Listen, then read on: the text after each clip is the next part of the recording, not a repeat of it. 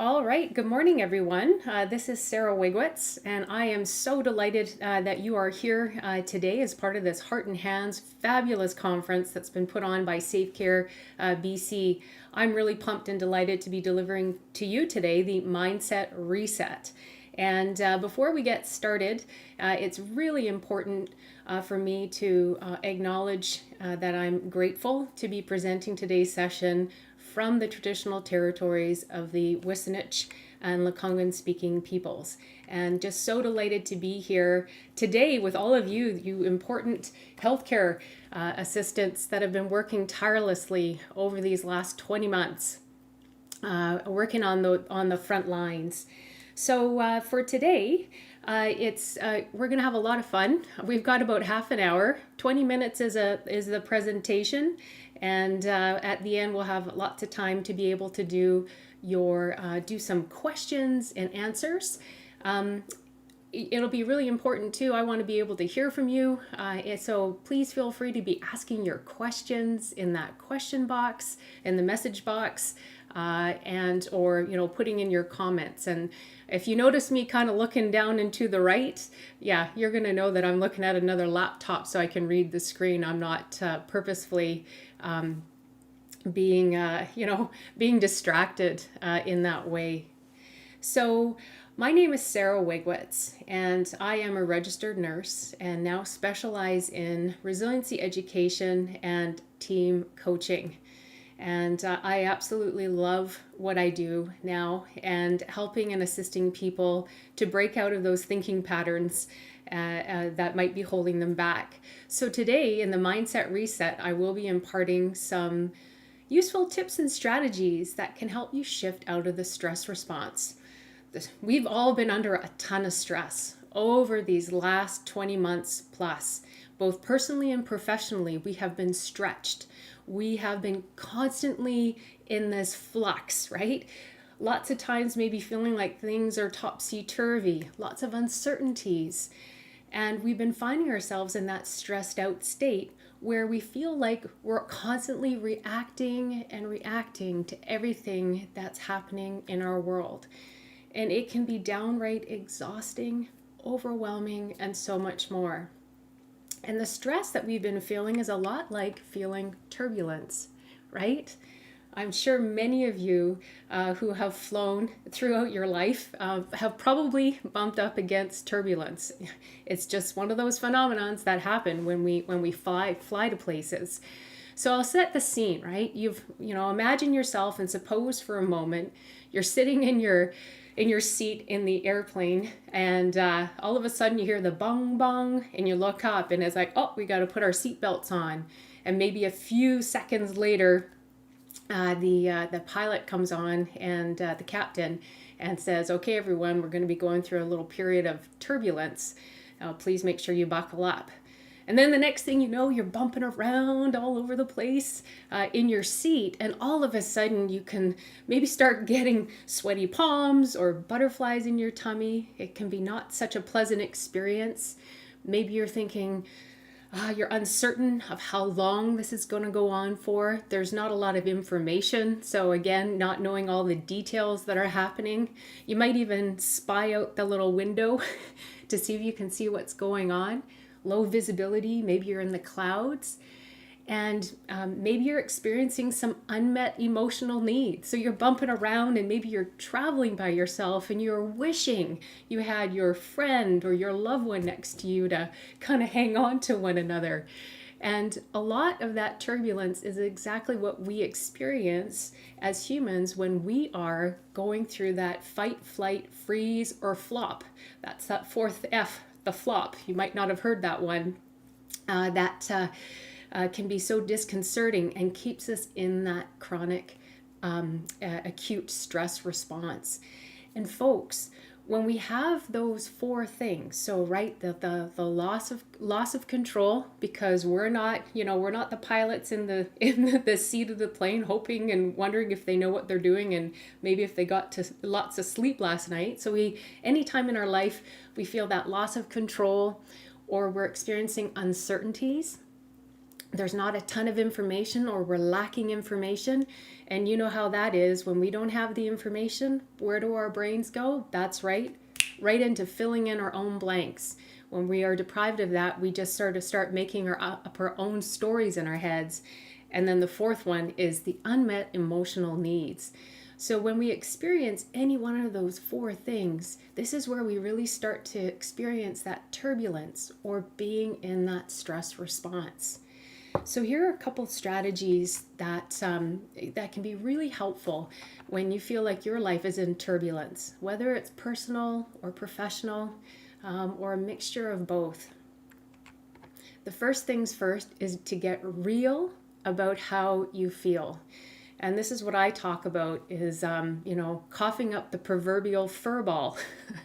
And what I mean to say is to really allow yourself to say, like, there's so much going on. I'm so frustrated. I'm stressed. I'm really sad. This is really disappointing. I'm feeling really unsure.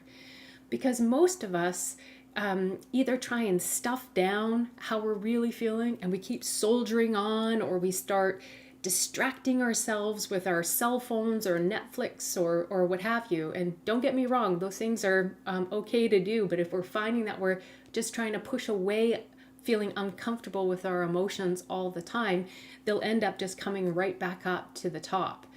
Or on the flip side, over-identifying with our emotional states. So with this one, it's to really be able to call a thing. Getting real with how you feel is the first thing. And instantly when you do that, you will start to get some of that space, some of that kind of just getting out of that experience of being in the intensity of those stress-filled emotional states. The next one is a powerful strategy, folks, and it's speaking to yourself in the third person. So my name's Sara. And so how this works is if, as something's going on for me, it would look like this. You start speaking to yourself like a friend or a coach or Glinda the Good Witch in that soft, reassuring, confident and strong voice. It's like, okay, Sara, you've got a lot going on right now. You know what? You're going to make it. You're going to figure it out like you've always figured it out. I know that this time right now is so difficult. You've got this. You can totally do it. Baby steps, one foot in front of the other. And when you speak to yourself in the third person, it instantly gives you that emotional perspective. Because I'm sure some of you are familiar with the saying, when emotions are running high, logic and intellect is the first thing to go out the window. So when you start to speak to yourself in the third person, hey, Sara, I know that you are overwhelmed and it feels really dark and difficult right now. What's the one thing you can do that could, you know what I mean, to start speaking to yourself in that positive way in the third person. And folks, this is a particularly powerful strategy, especially also if you're dealing with some critical incident stress. So sometimes those types of situations can come up in your line of work or in your personal life as well. And it's one of the strategies I teach my first responders as a strategy to help manage that and that stress response. And the last one I'll offer you here for turbulence is to see things as they are, not worse than they are. So once you've been able to get real about how you feel, speak to yourself in the third person, now you've started to give yourself that important perspective where you're looking at the situation and can start to see things as they are. So you're not distorting pure sensory data of what's happening and making it a mountain out of a molehill, as it were. So that's a powerful one there as well. And then the next thing is to get grounded. What do I mean by that? I mean, it's all about giving your brain a break. It's important to be intentional with this, to shift out of that stress response and to pump the brakes. So there's that other side of our nervous system, right? If one side is the gas pedal, right? Sympathetic nervous system, fight, flight, freeze, or flop. The other side is the braking system, which is the parasympathetics. And we must get in the habit of deliberately shifting out of that stress response, because most of us are just used to being in a stress response. We'll be like, oh, I'm not stressed, I'm not stressed. And we just constantly adapt to all the stress in our lives. So when we can create that space to give your brain a break and get grounded, it can be a very powerful tool. So in the moment, what that might look like is focusing on your breath. Maybe some of you are familiar with the square or tactical breathing. This is a powerful way to get out of the stress response. And all the tactical breathing is breathing in for a count of 4, and then holding it for 4 counts, and then exhaling slowly for 4, and then no breath for 4. And doing that at least 8 to 10 cycles, if you will. So 4, 4, 4, and 4. If that's too much, you can do 3 seconds each. And so breath is such a powerful way to intentionally shift out of that stress response and give your mind a reset. Another one to do is to really just right now, even, I encourage you to just sit on, or not, you are probably sitting. What I mean to say is to get your feet on the ground right now and just wiggle your toes and just really intentionally feel your feet on the ground. Perhaps you're being supported by that chair. And then now let's have a little more fun. Let's see this beautiful picture in front of us. Who wouldn't want to be in that paradise? Hey, sign me up. So I want you to just imagine that you're standing in the water, maybe up to your ankles. The sun is warm on your face, and the water is feeling lovely and warm, and maybe wiggling your toes, and you can feel the sand beneath your feet as you're taking in this extraordinary view. So the more we can actually get our senses involved, right? So what we can see in our mind's eye, or feeling the kinesthetic, and even using auditory or our breath, these are the things that can really help ground us and helps us shift out of that stress response. So I encourage you to give your brain a break a few times every day so you get in the habit of training your brain to shift out of that stress response. It's so important. And to not necessarily always wait until the you-know-what hits the fan. And so to train your brain like muscle memory, hey, to be doing that a few times throughout the day. One of the next strategies I have for you when life gets turbulent is the rule of 1. So many of us have lots of stressors in our lives, all kinds of stressors, emotional, mental, physical, even spiritual. And when our lives feel like they're in overwhelm, one of the best things you can do is to say something like, the rule of 1 goes like this. Okay, even though I feel totally stressed and overwhelmed, what is the one thing that I can do in the next 10 minutes or in the next hour that will make me feel better? Focusing on just one thing. Or it could be, okay, given everything that's going on in my life right now, what is the one thing I can do today that my future self will thank me for? So when we're able to break things down and just focusing on doing one thing that can benefit us, one thing that'll help us, feel better, even prioritizing. Okay, given there's all these competing priorities and you're stick handling, right? You're in the turbulence, you're reacting to a bunch of different things. What's my top priority right now in this moment? And then follow through and do it. And continue asking yourself that question as long as it makes sense to you. The rule of 1 is a powerful way to manage stress and those feelings of frustration and overwhelmment, etc.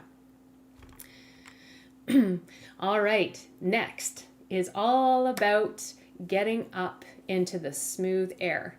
So anytime we're experiencing turbulence on a plane, I know from some of the pilots that I know in my life, they find turbulence absolutely annoying.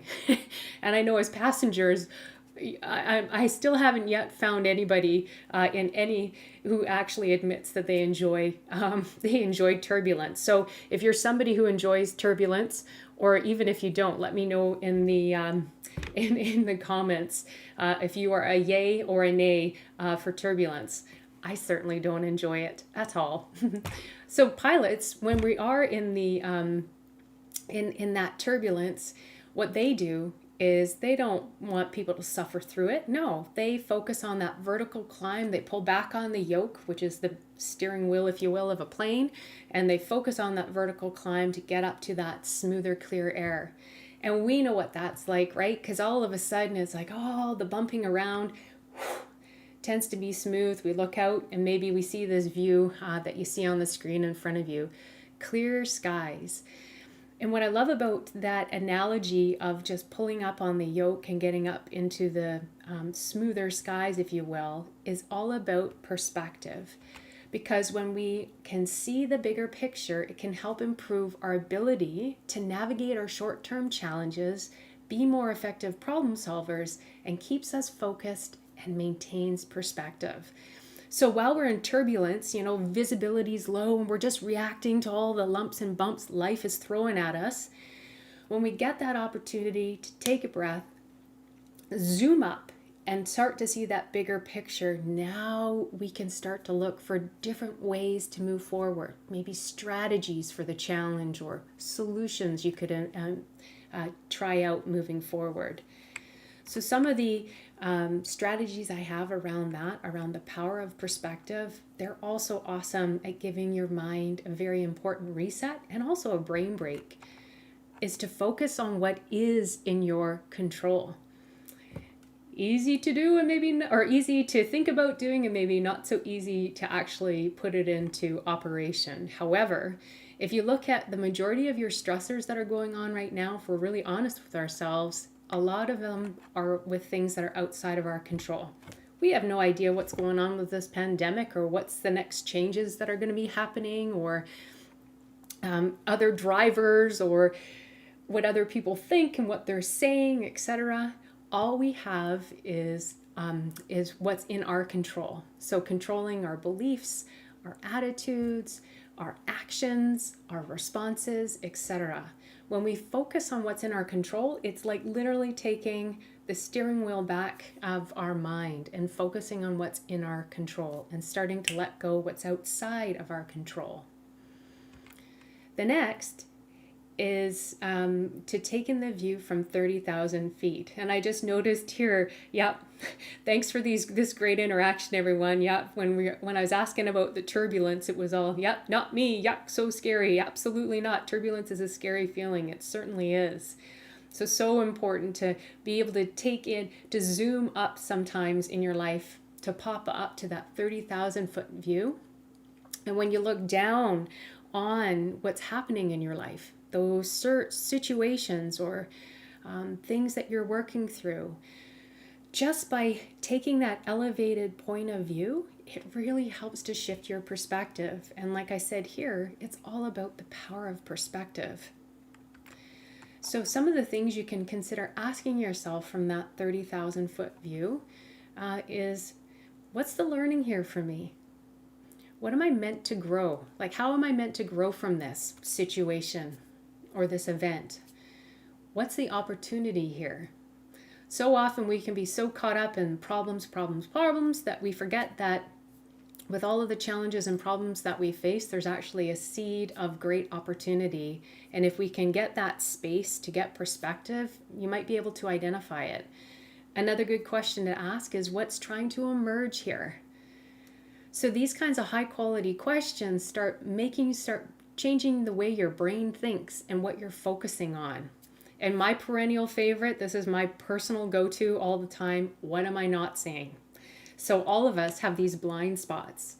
And when you are able to not be so in the thick of the emotions of what's going on, feeling stressed, frustrated, overwhelmed, angry, sad, what have you, and we can zoom out, it gives us that space and perspective, and those emotions start to diffuse, and now we can start exploring some of the things you might not be seeing.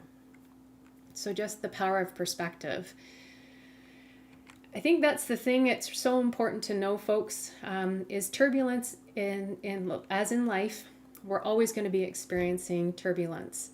And this is a picture of me. A few years ago, I did a couple of learn to fly lessons. And my very first day was when this picture was taken. And I can remember driving out the highway going, there's no way we're going up. It was a like bordering gale force wind kind of a day. Nope, when we got out there, the pilot took me up. And I was like, okay, it's over to you. Hands on the yoke. I was like, oh, no way. And we were getting punted around like, a soccer ball being played by high-level professional soccer athletes. You can imagine. And the palms on my hands were sweating. You can even see in this picture that you can see I was biting my lip because I was like, oh, I don't know what I'm doing. This is so uncomfortable. And the pilot said something to me that really stood out for me. And that is, he said, Sarah, all you need to do is keep course correcting. The plane is designed and always wants to keep its nose up, and it's designed and built to fly. And I map that across to us as human beings, that we are not only built to fly, we are resilient beyond anything that we ever give ourselves credit for. And in life, there will always be turbulent times. That's just welcome to humanity, right? None of us go unscathed in this life without these stressful, turbulent times. And yet, if we can be more loving and compassionate towards ourselves, doing those things that make sense to us to give our brain a break and to allow ourselves to reset our minds and refocus, the easier it is to course correct and get back on whatever it is that is your flight path. And so folks, that's what I have for you here today. Never underestimate that the tiniest tweaks to how you think when consistently applied lead to extraordinary results. And it takes practice and commitment. So it was my intention to share with you today some tools and strategies that you can try on and see if they work for you. Some of them might be a fit and some might not be, and that's okay. What's really important as we move forward is you find what fits, what works for you, so that you can start to intentionally train your brain to shift, give yourself a mindset reset and shift out of that stress response. And so folks, it's just a real honor to be here presenting today. We're going to get to some questions. I see we've got a few here. I just really wanted to express my sincere gratitude for all of the work that you've been doing, not only over the last 20 months, for the many years you might have already been working as a healthcare assistant. You are tremendous, and I would really hope that moving forward that you can really extend the love, care, and compassion that you so generously share with everybody that you serve and support, and you can extend it and make sure you're looking after you too. It's so important that we do that for one another and for ourselves. So thank you, everyone. And let's get to some of these questions. So I'm just looking over at my screen. Somebody has asked, okay, well, what does the flop look like? Well, it's like flopping it's pretty synonymous with freezing. It's more like playing dead, right? So if we look at the animal kingdom, the other day I was out walking my dog and we came across this squirrel who was climbing a telephone pole, and he was frozen. What flop is more like is looking like playing dead. So that's the flop for that one. I hope that helps with that. Some other folks have mentioned here. Yeah, I totally appreciate you. Somebody says, thank you for the appreciation. And no, genuinely and sincerely, you have all been on the front lines throughout this intense time and continue to show up for work. And that's just amazing. Somebody else says here, focusing on what we or I can control is a great tip. Yeah, hands down. If you want about 90% of your stress to immediately disappear, focus on what's in your control and look to start letting go what's outside of it. Yeah. And somebody else says, oh, thank you for the great advice. Keep course correcting. And yeah, we can start making positive changes with a better perspective on things. And somebody else says, thank you for these reminders, especially course correcting. It's definitely a great reminder. Yeah.